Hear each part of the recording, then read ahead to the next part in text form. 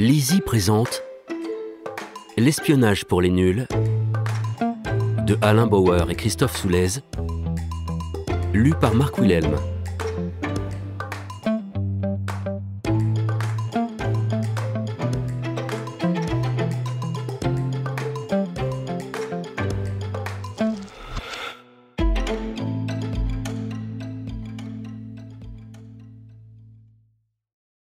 Introduction.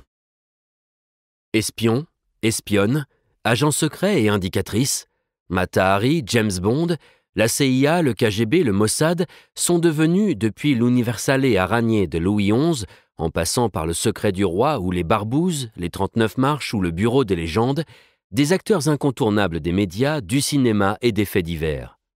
Tout comme le crime et la figure du criminel, l'univers de l'espionnage et du renseignement fascine et intrigue.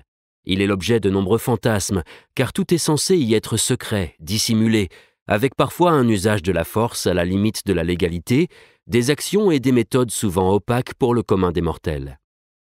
Pourtant, le renseignement tend de plus en plus à sortir de l'ombre et à s'émanciper de sa face obscure.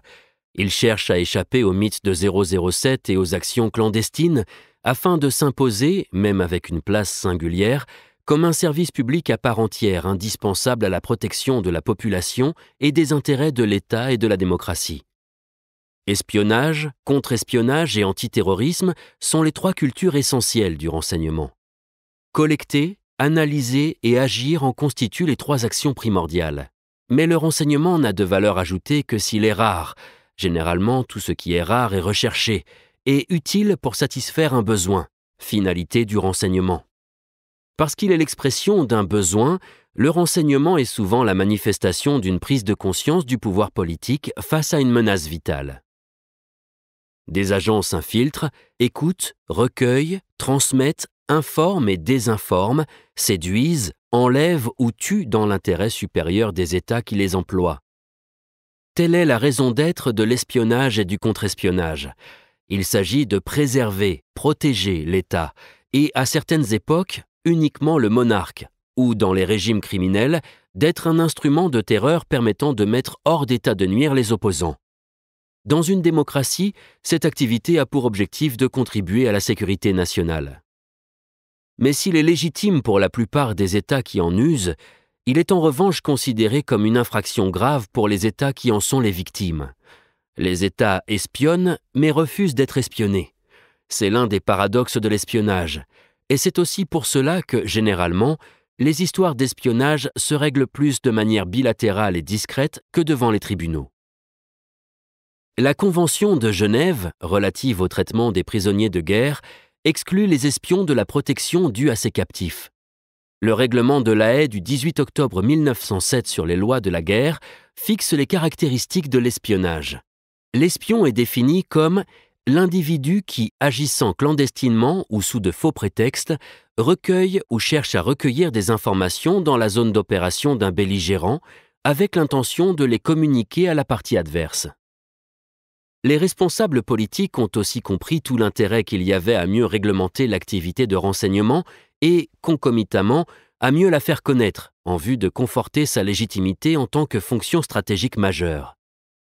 C'est aussi pour cela, et au regard de la sophistication des technologies et des moyens de collecte de l'information, que si beaucoup d'agents ou d'informateurs sont recrutés en fonction des situations et sur les territoires ciblés par les agences, les opérateurs et opératrices du renseignement sont aujourd'hui des professionnels formés et entraînés à l'action, à l'infiltration, à la manipulation et surtout à l'analyse.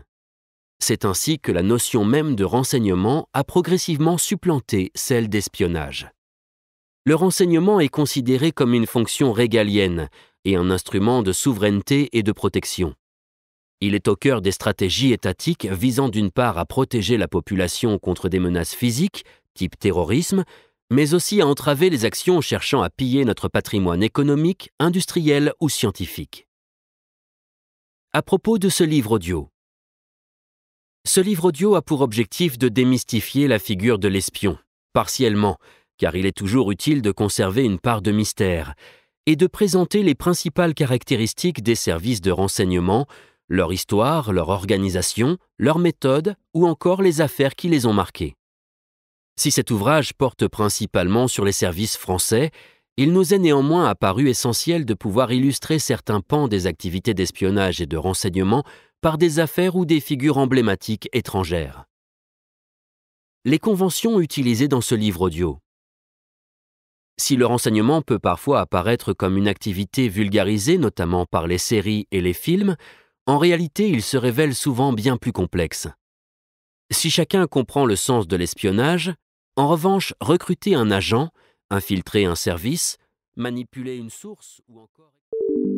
Nous espérons que vous avez apprécié cet aperçu.